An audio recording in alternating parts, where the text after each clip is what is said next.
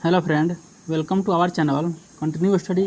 Friend, आज हम लोग बिहार शिक्षा भर्ती 7 फेज के लिए यूटेरिया के इस बुक का टेस्ट सीरीज 3 देखने वाले हैं। इससे पहले हम लोगों ने 1 और 2 जो टेस्ट सीरीज है उसको अपने चैनल पे कंप्लीट पढ़ लिया है। अगर आपने हमारा पिछला वीडियो नहीं देखा है तो आप हमारे चैनल के प्ले लिस्ट में जाकर देख सकते हैं, वहाँ आपको टेस्ट सीरीज 1 और 2 मिल जाएगा। आज हम लोग टेस्ट सीरीज 3 देखने वाले हैं।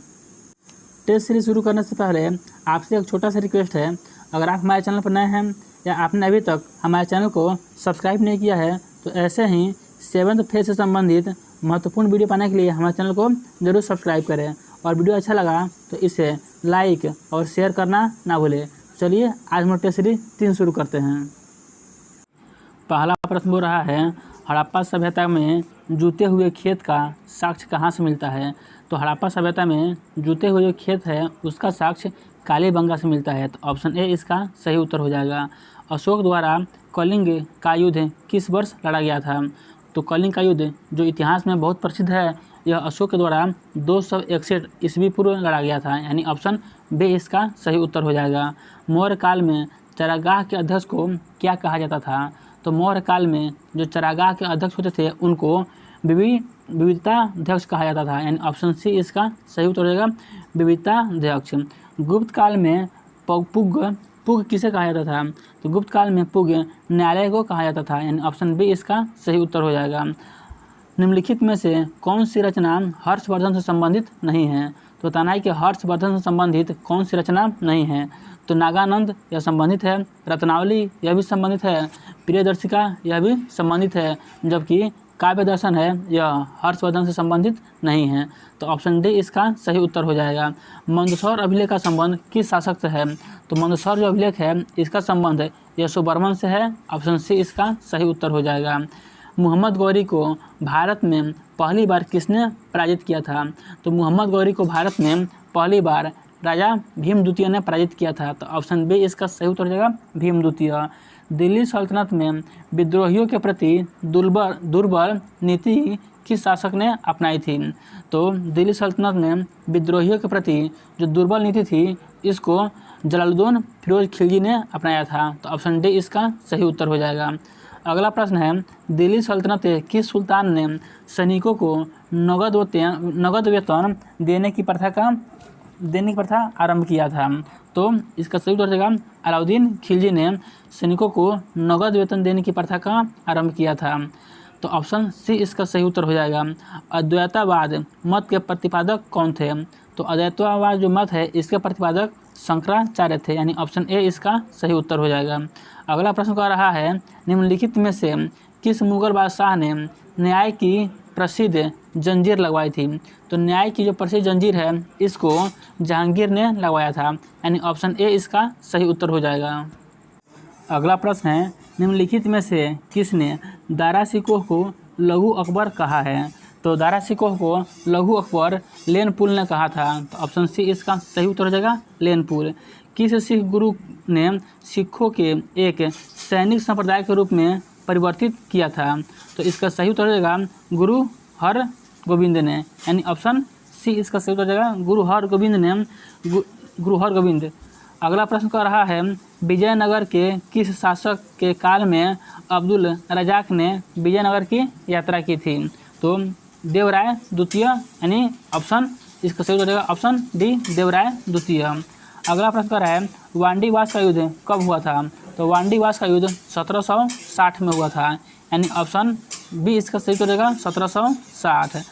अगला प्रश्न कर रहा है, अहमद शाह अब्दाली के भारत पर प्रथम आक्रमण के समय मुगल बादशाह कौन था? तो उस समय मुगल बादशाह थे मोहम्मद शाह, यानी ऑप्शन सी इसका सही उत्तर हो जाएगा। प्लासी का युद्ध कब हुआ था? तो प्लासी का युद्ध 1757 में हुआ था, यानी ऑप्शन बी 1757 इसका सही उत्तर हो जाएगा।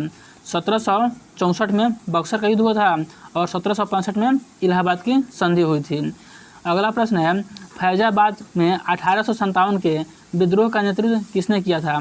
तो फैजाबाद में 1857 का विद्रोह था उसका नेतृत्व जो था वह अहमदुल्ला ने किया था, तो ऑप्शन बी इसका सही हो जाएगा, अहमदुल्ला।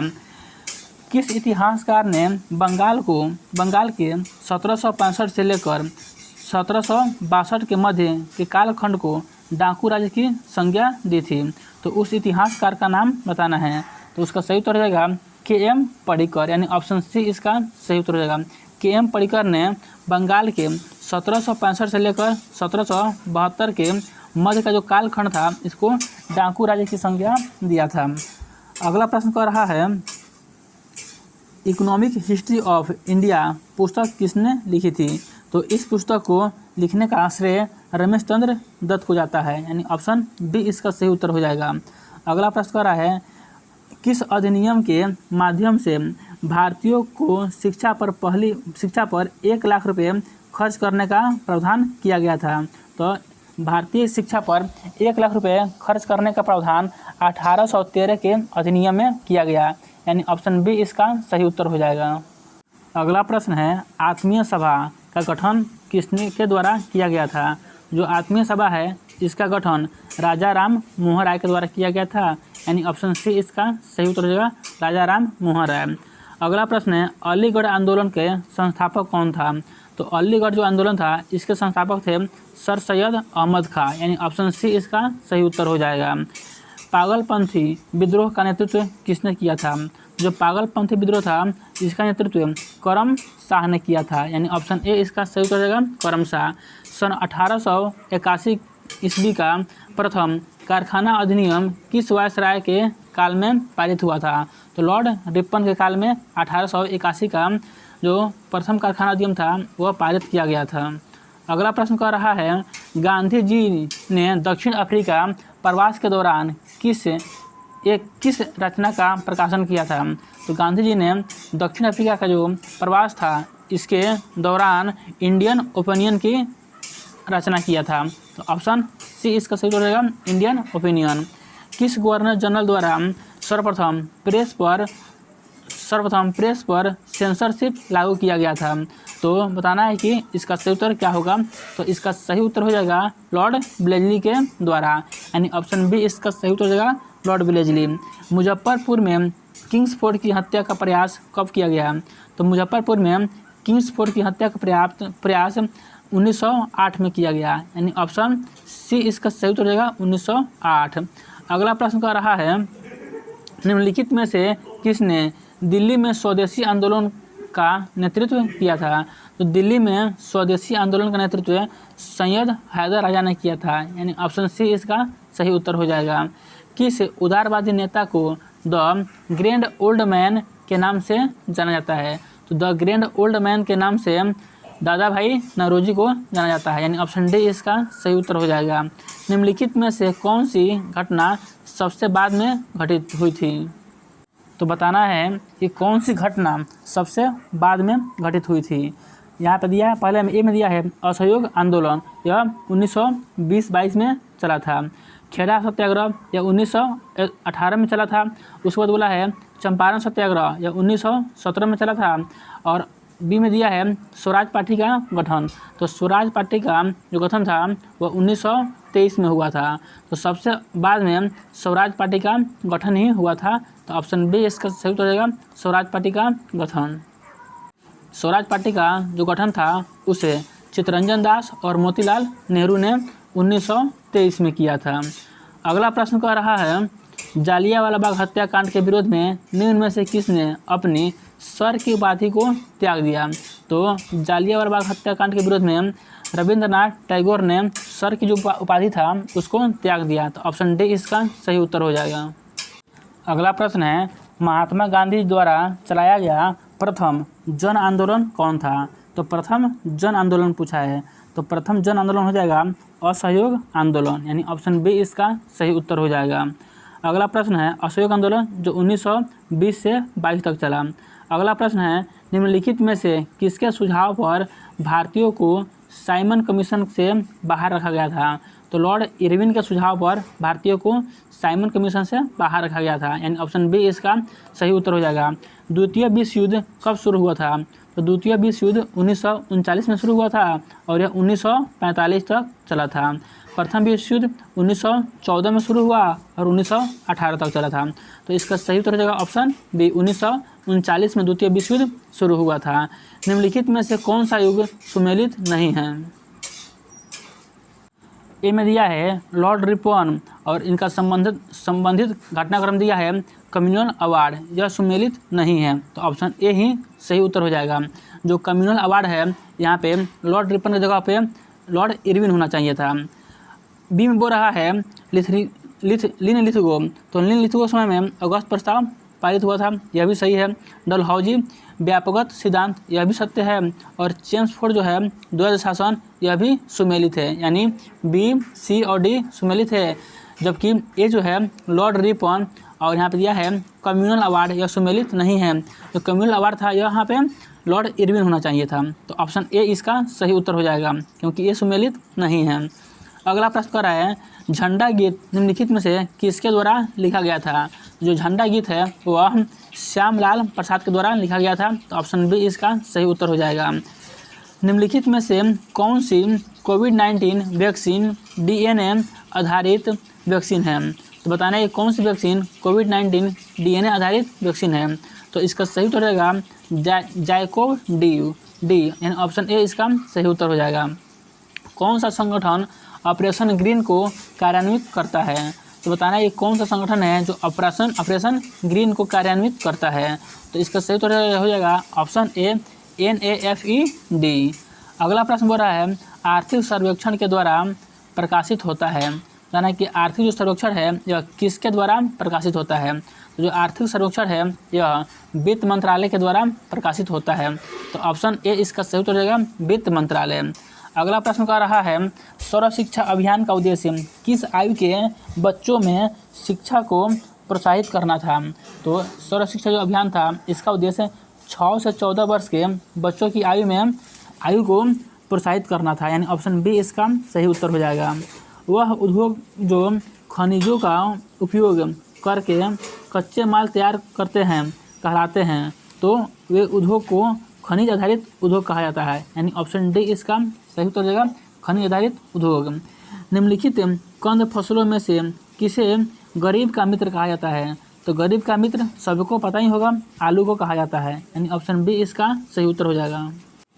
अगला प्रश्न है भारतीय मौसम विज्ञान संस्था कहाँ स्थित है, तो भारतीय मौसम विज्ञान संस्था नई दिल्ली में अवस्थित है, यानी ऑप्शन ए इसका सही उत्तर हो जाएगा।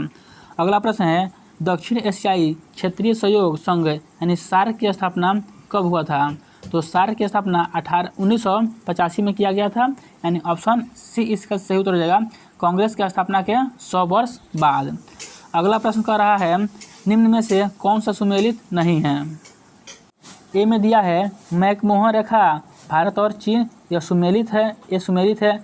बी दे रहा है मेनरहीम रेखा रूस और फिनलैंड, यह भी सुमेलित है। सी में दिया है हिंडनबर्ग रेखा जर्मनी और पोलैंड, यह भी सुमेलित है। और डी में दिया है मैगिनोट रेखा फ्रांस और स्पेन, यह सुमेलित नहीं है, तो ऑप्शन डी इसका सही उत्तर हो जाएगा। इंदिरा गांधी परमाणु अनुसंधान केंद्र कहाँ स्थित है, तो इंदिरा गांधी परमाणु जो अनुसंधान केंद्र है यह तमिलनाडु में अवस्थित है, यानी ऑप्शन डी इसका सही उत्तर हो जाएगा। अंडमान और निकोबार द्वीप समूह के कितने द्वीपों का नाम परमवीर चक्र विजेताओं के नाम पर रखा गया है, तो 21 द्वीपों का नाम परमवीर चक्र जो विजेता है उनके नाम पर रखा गया है, तो ऑप्शन बी इसका सही उत्तर हो जाएगा। अगला प्रश्न है दुनिया की पहली तरल हाइड्रोजन संचालित नौका का नाम क्या है, तो इसका नाम हो जाएगा MF हाइड्रा, यानी ऑप्शन ए इसका सही उत्तर हो जाएगा MF हाइड्रा।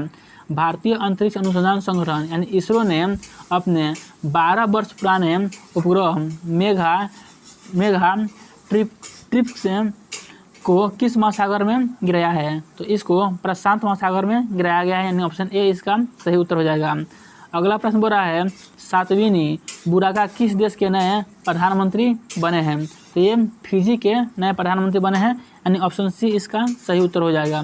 ऑस्ट्रेलिया ओपन 2023 का विजेता कौन है, तो जो ऑस्ट्रेलिया ओपन 2023 है इसका विजेता हो जाएगा नोवाक जोकोविच, यानी ऑप्शन सी इसका सही उत्तर हो जाएगा। हाल ही में किस भारतीय संस्थान ने कृत्रिम हृदय तैयार करने में सफलता हासिल की है, तो इसका सही उत्तर हो जाएगा ऑप्शन डी IIT कानपुर।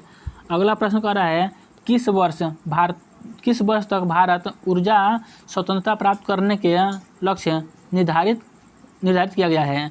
बताना है कि किस वर्ष भारत ऊर्जा स्वतंत्रता प्राप्त करने का लक्ष्य निर्धारित किया गया है? तो 2047 तक, यानी ऑप्शन सी इसका सही उत्तर हो जाएगा। अगला प्रश्न है, मृदु ऊतक एक प्रकार का सरल ऊतक होता है, यानी ऑप्शन बी इसका सही उत्तर हो जाएगा, सरल ऊतक होता है। बोला निम्नलिखित कथनों पर विचार करें। यहाँ पे आपको 4 कथन दिया हुआ है, बताना है कि निम्नलिखित कथनों पर विचार करें। पहला कथन दे रहा है कवक में क्लोरोफिल का अभाव होता है, तो यह कथन सत्य है। बी बोल रहा है मशरूम ब्रायोफाइटा के अंतर्गत है, तो यह कथन गलत है। सी बोल रहा है 3 में शैवाल संवहनीय पौधा है, यह भी कथन गलत है। और डी बोल रहा है थैलेफाइटा वर्ग के पौधों का शरीर जड़, तना एवं पत्तियों में विभेदित नहीं रहता है, तो यह भी कथन सत्य है। यानी इसका सही उत्तर हो जाएगा ऑप्शन बी 1 और 4 सत्य है। अगला प्रश्न कर रहा है संक्रमित पेयजल से फैलने वाला रोग क्या है? तो जो संक्रमित पेयजल होता है इससे फैलने वाला रोग हो जाएगा आपको हेपेटाइटिस, यानी ऑप्शन डी इसका सही उत्तर हो जाएगा। दुधारू पशुओं का रोग एंथ्रेक्स होता है, तो यह बैक्टीरिया से होता है, यानी ऑप्शन ए इसका सही उत्तर हो जाएगा। रसांकुर पाया जाता है, तो जो रसांकुर है यह छोटी आंत में पाया जाता है, यानी ऑप्शन बी इसका सही उत्तर हो जाएगा। अवयव श्वसन कोशिका के किस भाग में होता है? तो यह कोशिका द्रव में होता है। अवयव श्वसन कोशिका द्रव में होता है, तो ऑप्शन बी इसका सही उत्तर हो जाएगा। जब फाइब्रिनोजिन प्लाज्मा से अलग हो जाता है तो फाइब्रिनोजिन रहित प्लाज्मा को कहा जाता है, तो फाइब्रिनोजिन रहित प्लाज्मा जो होता है उसको सीरम कहा जाता है, यानी ऑप्शन सी इसका सही उत्तर हो जाएगा। अगला प्रश्न है एस्ट्रोजेन स्रावित होता है। जो एस्ट्रोजेन होता है यह अंडाशय से स्रावित होता है, यानी ऑप्शन बी इसका सही उत्तर हो जाएगा। नर युग्मक तथा मादा युग्मक के संयोग से बनता है, तो जाइगोट बनता है, यानी ऑप्शन सी इसका सही उत्तर हो जाएगा जाइगोट। मूल भौतिक राशियों की संख्या कितनी है? तो मूल भौतिक राशियों की संख्या 7 है। अगला प्रश्न कर रहा है निम्न में से कौन सा कथन असत्य है? बताना है कि 4 कथन दिया हुआ है, इसमें से कौन सा कथन असत्य है। पहला बोल रहा है दूरी में केवल परिणाम होता है, तो यह कथन असत्य है, यानी गलत है। बोल रहा है कि दूरी में केवल परिणाम होता है, यह कथन गलत है। बी बोल रहा है विस्थापन अदिश राशि है, तो यह भी कथन गलत है। जो विस्थापन होती है वह सदिश राशि होती है। सी बोल रहा है विस्थापन की दर को त्वरण कहते हैं, यह भी गलत है। विस्थापन की दर को वेग कहते हैं और वेग की दर को त्वरण कहते हैं, तो इसका सही उत्तर रहेगा ऑप्शन डी। उपयुक्त में से सभी कथन गलत है।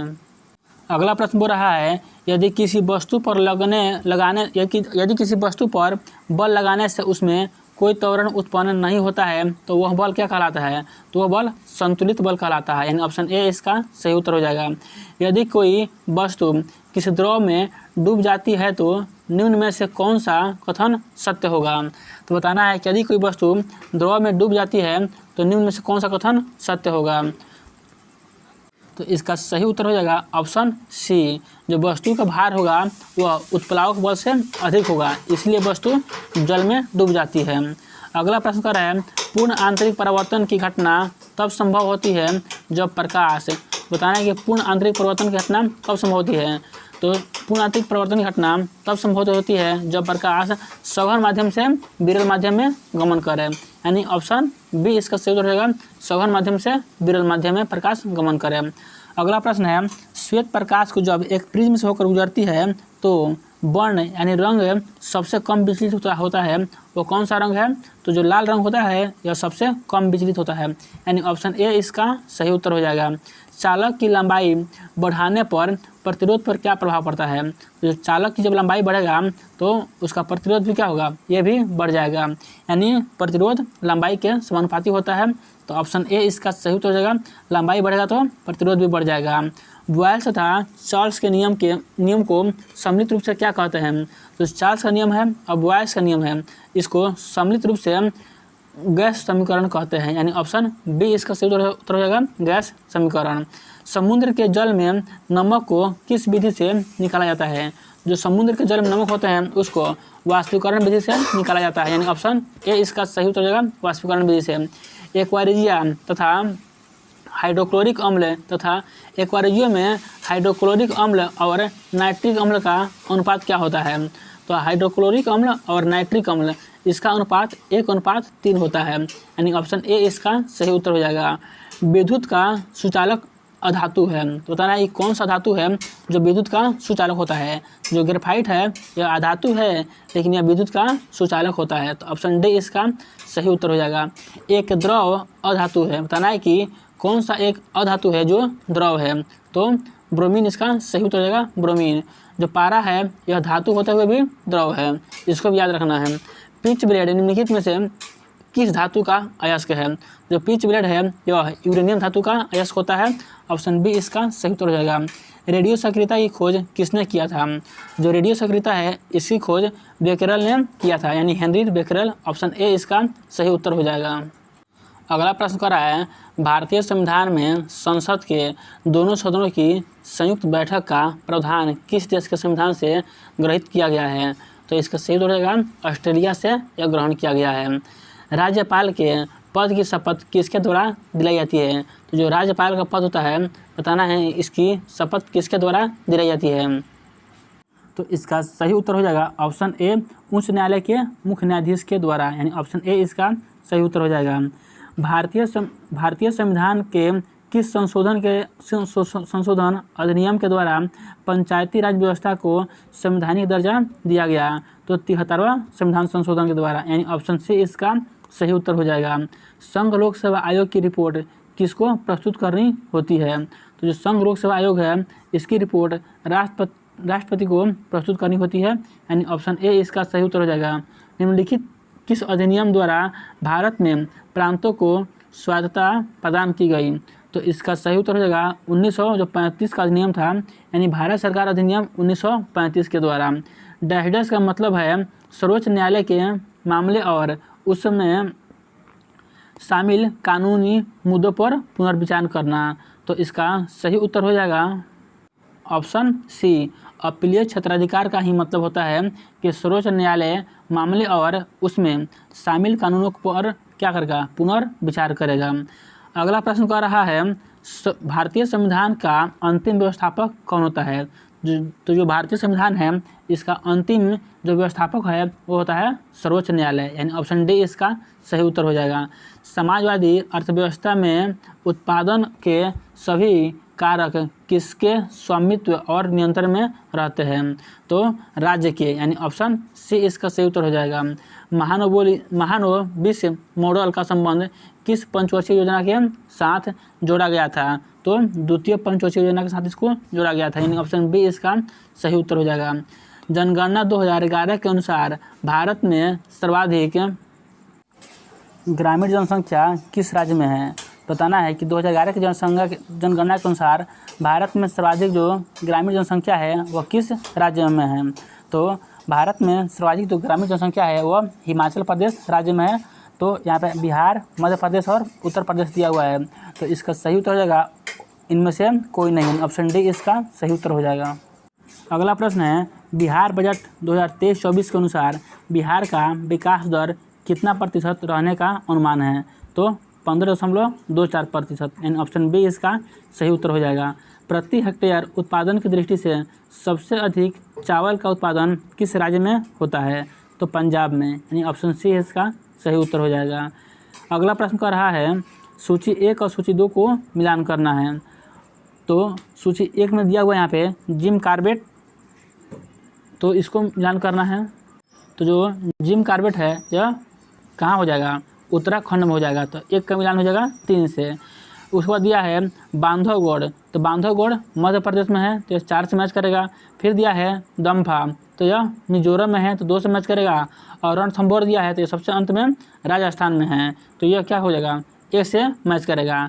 तो हमारा सही उत्तर हो जाएगा 3, उसके बाद 4, उसके बाद 2 और उसके बाद 1। तो देखते हैं कि कौन सा ऑप्शन में दिया हुआ है, 3, 4, 2 और 1, तो 3, 4, 2 और 1 ऑप्शन सी में दिया हुआ है, तो इसका सही उत्तर हो जाएगा सी। अगला प्रश्न कर रहा है, भारत में सर्वाधिक वर्षा निम्न में से किन क्षेत्रों में होती है। तो भारत में सर्वाधिक जो वर्षा होती है वह पश्चिमी घाट, हिमालय क्षेत्र और मेघालय में होती है, यानी ऑप्शन ए इसका सही उत्तर हो जाएगा। रिंग ऑफ फायर से अभिप्राय है, तो बताना है कि रिंग ऑफ फायर से क्या अभिप्राय है। तो इसका सही उत्तर हो जाएगा ऑप्शन सी, प्रशांत महासागर के में भूकंप और ज्वालामुखी से प्रभावित क्षेत्र, इसका अभिप्राय है रिंग ऑफ फायर से। भूमध्य रेखा कितने देशों से होकर गुजरती है? जो भूमध्य रेखा है यह 13 देशों से होकर गुजरती है, यानी ऑप्शन डी इसका सही उत्तर हो जाएगा। निम्नलिखित जलधाराओं में से कौन सी ठंडी जलधारा है? तो बताना है ये कौन सी जलधारा है, वह ठंडी जलधारा है। ए में दिया हुआ है फॉकलैंड की जलधारा, यह गर्म जलधारा है। बी में दिया हुआ है लेब्राडोर की जलधारा, यह भी गर्म जलधारा है। सी में दिया हुआ है बेंगुएला की जलधारा, यह भी गर्म जलधारा है। तो इसका सही उत्तर हो जाएगा ऑप्शन डी, इनमें से कोई नहीं। अगला प्रश्न कर रहा है, निम्न में से कौन सा देश कैस्पियन सागर से सीमा नहीं बनाता है? बताना ये कौन सा देश है जो कैस्पियन सागर से सीमा नहीं बनाता है। तो यह मैप से संबंधित प्रश्न है, तो इसका सही उत्तर हो जाएगा option C, Iraq. Azerbaijan, Iran और कजाकिस्तान है, यह कैस्पियन सागर से अपनी सीमा साझा करता है। निम्न में से किस जिला की सीमा रेखा की लंबाई पश्चिम बंगाल से सबसे कम स्पर्श करती है? बताना है कि किस जिला की लंबाई पश्चिम बंगाल से सबसे कम स्पर्श करती है, और बिहार का कौन सा जिला है? तो इसका सही उत्तर हो जाएगा ऑप्शन सी, पूर्णिया जिला की जो लंबाई है वह पश्चिम बंगाल राज्य से सबसे कम स्पर्श करती है। बाकी किशनगंज, कटिहार और बांका की लंबाई मैक्सिमम संपर्क करती है। अगला प्रश्न है, निम्न में से किस राज्य में सर्वाधिक पाइराइट पाए जाते हैं? तो सर्वाधिक पाइराइट बिहार में प्राप्त होता है, यानी ऑप्शन ए इसका सही उत्तर हो जाएगा। वर्ष 2011 की जनगणना के अनुसार बिहार में सर्वाधिक लिंगानुपात किस जिले में है? तो बिहार में सर्वाधिक जो लिंगानुपात है वो गोपालगंज जिले में है, यानी ऑप्शन सी इसका सही उत्तर हो जाएगा। अगला प्रश्न कर रहा है, भारत का सबसे लंबा राष्ट्रीय राजमार्ग कौन सा है? तो भारत का सबसे लंबा जो राष्ट्रीय राजमार्ग है वो हो जाएगा राष्ट्रीय राजमार्ग 1, यानी NH1। अगला प्रश्न कर रहा है, शून्य रेखा कहलाती है, तो शून्य रेखा बताना है क्या कहलाती है? तो इसका सही उत्तर हो जाएगा ऑप्शन डी, त्रिपुरा और बांग्लादेश के बीच की रेखा, यानी ऑप्शन डी इसका सही उत्तर हो जाएगा। तो फ्रेंड, आज के इस टेस्ट सीरीज 3 का 100 समान अध्ययन के अति महत्वपूर्ण यही प्रश्न था। ये वीडियो आपको कैसा लगा कमेंट करके जरूर बताइएगा। अगर वीडियो अच्छा लगा तो वीडियो को लाइक और शेयर जरूर करें, तथा अभी तक आपने हमारे चैनल को सब्सक्राइब नहीं किया है तो हमारे चैनल को जरूर सब्सक्राइब करें। चलिए अब हम लोग मिलते हैं इसके टेस्ट सीरीज 4 में, तब तक के लिए आप सभी को जय हिंद।